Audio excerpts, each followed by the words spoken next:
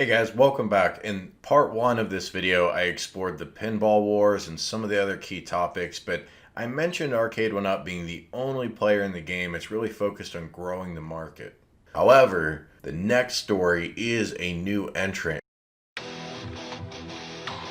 and we really don't know what they're going to do in 2021, but I bet they're going to do a lot. I'm talking about UNICO with the Neo Geo MVSX. We got Neo Geo MVS home cabinet in 2020, and that's amazing. Now, unfortunately, back when I reviewed it, the pedestals hadn't been put together and shipped yet, so I've never had the chance to play this in its stand-up glory. I was always hunched over.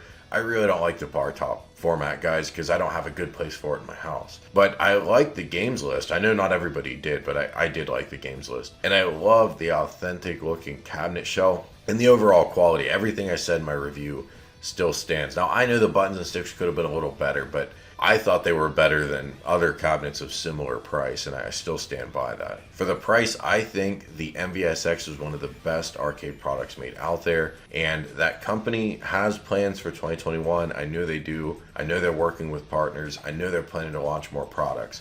UNICO is, I think, potentially going to be the best competitor to Arcade One Up if you're directly comparing. Now, AtGames iiRcade, they're playing a little different game. Arcade One Up's never had direct competition of an authentic looking and feeling cabinet. I think we're going to see UNICO bring that in 2021. I can't wait. I also hope they bring an MVSX version 2 with that proper 4-button layout.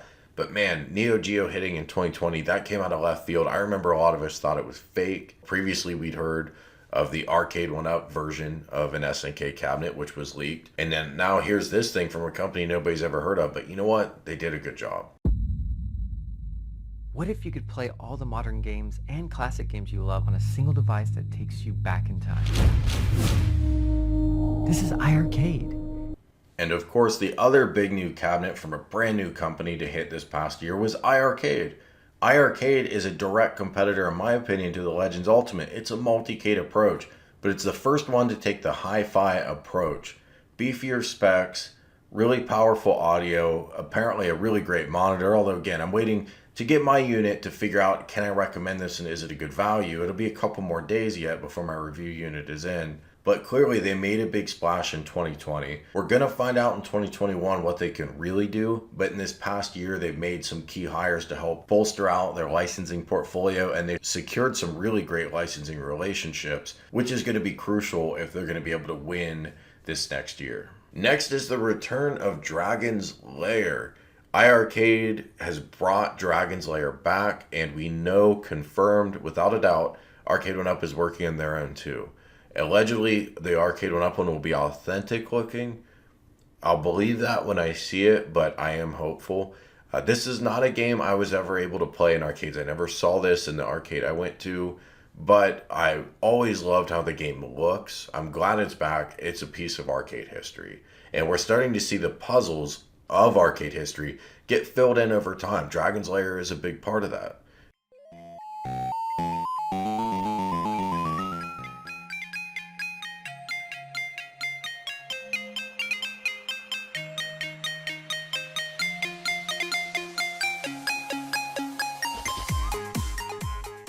Miss Pac-Man, for example, is a big part of that. But Dragon's Lair hitting home was a huge story in 2020. Speaking of Miss Pac-Man, by the way, man, how many of us thought that this could never happen? We'd never see a home arcade version of Miss Pac. It's tied up in licensing hell. Well, Arcade One Up waved their magic wand or whatever they have in their licensing department, and here we are. Now, some of the cabinets that are out now, you even have dip switch access so you can control the speed of the gameplay. I know the community got tired of all the Pac-Man releases and Miss Pac-Man releases, but and I know a lot of you are too, am stoked to see arguably the key title of arcade history. I know it's a big thing to say, so I definitely put an asterisk behind that it is for sure debatable.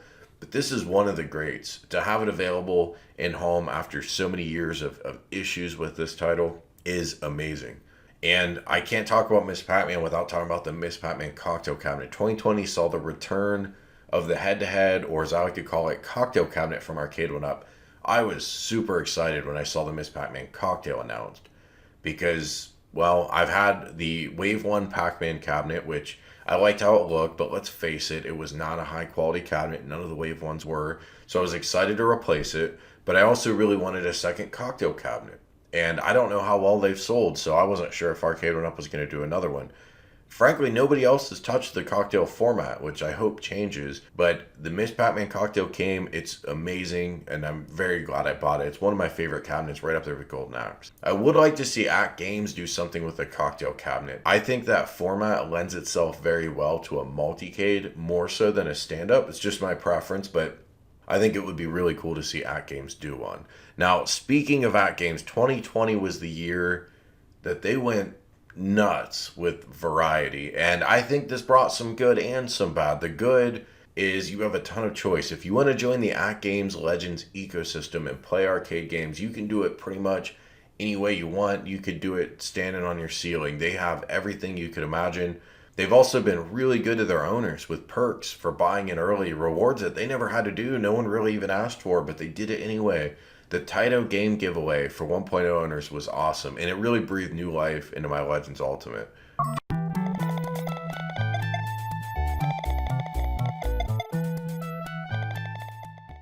I had started to taper off and not playing it as much. Then they dropped Taito titles on us, and I've been back in the game. Providing really, really high quality coin controls at a great price with their different products, especially like the Legends Gamer Pro. That's been awesome. Now, in 2019, I said that AtGames should expand their ecosystem as fast as possible with different formats so that they can grow their audience, so they can ultimately sell games and services to them. Well, they've done that. They've done it faster than even I would have imagined. And that gets me to the bad side of it. AtGames offerings, let's be honest, I don't see a lot of people saying this, but I absolutely believe it. They're increasingly complicated to understand. Kind of sprawling to the point where I struggle to wrap my head around some of the stuff they do. And I cover this stuff, so how do we expect people that are just shopping at Walmart to figure all this out? They've got a huge array of products. There's overlap on some of the products. Their online services can sometimes be confusing to figure out. It sometimes is tricky. I feel like the guys at that company are so excited to bring new stuff that they just bring new stuff. I don't know if a lot of people are asking, hey, should we launch pinball if it involves taking a USB dongle and uploading some stuff through our cabinet and then streaming it from the cloud that we uploaded to our private cloud? That's a very messy experience. That's not an experience you want to be in the business of selling to people, because nobody's going to follow it except your most hardcore enthusiasts, which that's not a huge crowd. I think if AtGames is going to really blow things out and grow their sales volume, they got to streamline some stuff. Maybe not as much as Arcade One Up. I love the expandability of the Legends Ultimate, but there has to be a middle ground somewhere with those guys. But that was the story of AtGames in 2020. They brought quality, they brought great prices, but they also brought a little bit of confusion, in my opinion. All right, 2020 was finally the year where we're starting to see international availability for these awesome arcade products. AtGames now sells the Legends Ultimate 1.1, the newest version, in Europe. They're working on some products they're bringing to Canada very soon, I'm told. Arcade One Up is in Canada right now in a big way via The Brick, who, from what I can tell, they have the best lineup of any retailer anywhere in the world, let alone just in Canada. But they also even are in mom and pop shops in Canada, which I always love seeing that stuff. Australia even has Arcade One Up availability, although I hear it's quite limited. And the UK, United Kingdom, has a decent selection via Argos and Smiths, two retailers over there. AtGames and Arcade One Up starting to branch out and get global. It's good news if you're an enthusiast and you live outside of the US. I'm sure this is only going to pick up speed in 2021. The other big story that kind of was, kind of wasn't, was commercial arcade game makers like ICE and UNIS. Well, they've entered the fray. They've entered the home arcade fray. Now, these companies are privately held, and they enjoyed, in my opinion, pretty stable markets for a while. Now, I know there's a lot of talk about arcades being dead before 2020 ever hit, but that wasn't really true. Dave & Buster's and Chuck E. Cheese, although you may not think of them as an arcade like what we went to in the 90s, they've pretty much single-handedly kept several large arcade makers in business. And now that's changed because they're having issues, unfortunately, which you hate to see. Meanwhile, Arcade One Up has proven out the model of direct-to-consumer for in-home use. And when I say direct-to-consumer, I don't mean they're selling direct to you, although they do that with some of their cabinets. What I mean is they build them and they ship them to retailers. They don't go through a third party to handle distribution. That might sound kind of confusing, but it's actually a key point. So commercial arcade makers have yet to be successful in the home arcade space. It's going to take time. I think there are two key things they have to do if they are going to be successful. First is to ditch that distributor model that I'm told nearly double prices, making these products frankly out of reach for all but the most baller of arcade collectors. And those guys are buying real machines anyway, so why do they need another offering? These guys are going to have to sell direct, cut the middleman out if they're going to get to anywhere near a realistic price point. Now, my point of a realistic price might be different than some of you, but it's clearly also different than guys like ICE Games. I don't think $4,000 for a home arcade game is realistic. I do think $1,000, maybe a little more, maybe $1,200, maybe $1,500, but I think you go any more than that. Why would anyone buy a $7,000 Jurassic Park? You could buy the real one for $7,500, and there's just no difference. And that gets me to my second point. Will these companies take this seriously enough to build a home line that is actually differentiated from their commercial line? Just rebadging the commercial stuff is cool for Uncle Moneybags, but for everyone else, we need lighter. In a lot of cases, we need a little bit smaller because we got limited space, but we certainly need cheaper before we're going to move these into our basements or wherever we keep our arcades. And that remains to be seen. Now, I know UNIS would say, well, we have a lot of home products. Yeah, but those aren't home arcade products. Those are home sort of toy type products, maybe compete with Nintendo or something like that. I take nothing away from those products like the bouncy ball that you jump on and score points and stuff, but that's different than what you guys come to this channel to learn about, which is home arcade, which is its own thing. And if these commercial arcade makers are going to move their weight here, and I hope that they do, they're going to have to take it seriously as its own thing. Actually put work into designing products for the home like Arcade 1-Up has done. There remains an opening for a premium home arcade offering. No one has taken it yet, but it's there. So we'll see what hits. And I'm talking about dedicated arcades. I'm not talking about multicade because that's different. I think iArcade is covering the premium multicade space pretty well. I even think AtGames is covering it fairly well. And with that, it is everything I thought was crucial in 2020 for home arcades. Do you guys think it was a great year? Do you think 2021 will be even better, or are we peaking here? I think 2021 is going to be better, but I want to hear from you in the comments. We gave away a TN Shadow RGB headset stand recently. I want to give a shout out to the winner, Chris S. This will be in the mail very soon.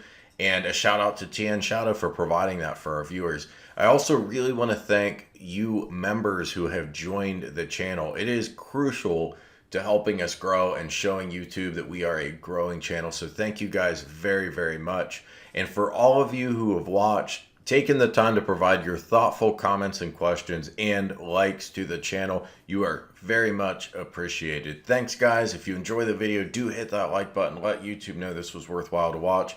And I will talk to you soon. Happy New Year, everyone. Hey, consider hitting that join button to support the channel, and thanks so much for watching.